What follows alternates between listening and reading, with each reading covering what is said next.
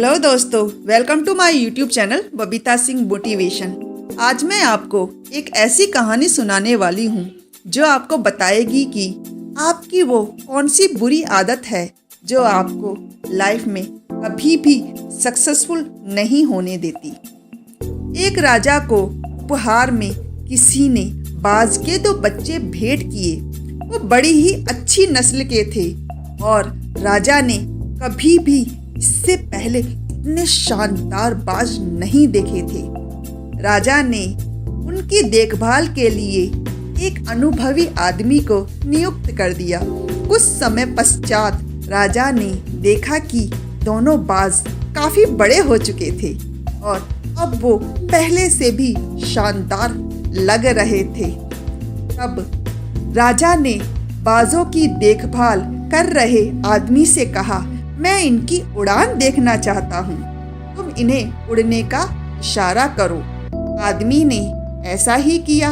इशारा मिलते ही दोनों बाज उड़ान भरने लगे, पर जहाँ एक बाज आसमान की ऊंचाइयों को छू रहा था, वहीं दूसरा कुछ ऊपर जाकर वापस उसी डाल पर आकर बैठ गया जिससे वो उड़ा था। यह देख राजा को काफी अजीब लगा। राजा ने सवाल किया, क्या बात है, जहाँ एक बाज इतनी अच्छी उड़ान भर रहा है वहीं दूसरा उड़ना ही नहीं चाह रहा। सेवक बोला, जी हुजूर, इस बाज के साथ शुरू से ही यह समस्या है, वो इस डाल को छोड़ना ही नहीं चाहता। राजा को दोनों ही बाज प्रिय थे और दूसरे बाज को भी वह उसी तरह उड़ता देखना चाहता था। इसलिए उसने अगले दिन पूरे राज्य में ऐलान कर दिया कि जो व्यक्ति इस बाज को ऊंचा उड़ाने में कामयाब होगा उसे ढेरों इनाम दिया जाएगा। फिर क्या था, एक से एक विद्वान आए और बाज को उड़ाने का प्रयास करने लगे, पर हफ्तों बीत जाने के बाद भी बाज का वही हाल था। वह थोड़ा सा उड़ता और वापस उसी डाल पर आकर बैठ जाता। फिर एक दिन कुछ अनोखा हुआ। राजा ने देखा कि उनके दोनों बाज आसमान में उड़ रहे हैं। उन्हें अपनी आंखों पर यकीन ही नहीं हुआ और उन्होंने तुरंत उस आदमी का पता लगाने को कहा जिसने यह कारनामा कर दिखाया। तब उस आदमी को खोजा गया। वह एक किसान था। अगले दिन वह दरबार में हाजिर हुआ।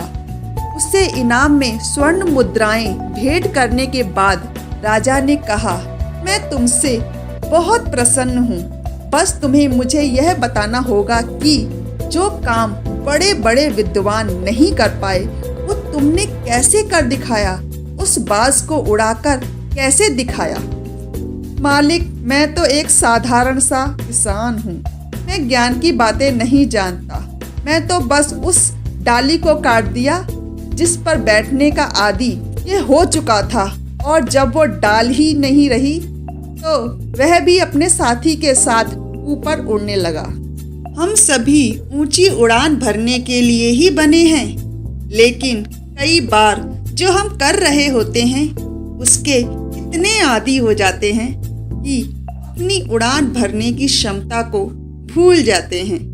जन्म जन्म से हम वासनाओं की डाल पर बैठते आए हैं और अज्ञानवश यह भी हमें ज्ञात नहीं कि जो हम आज कर रहे हैं वही हमने जन्मों जन्मों में किया है, और यह भी भूल गए हैं कि हम उड़ान भर सकते हैं।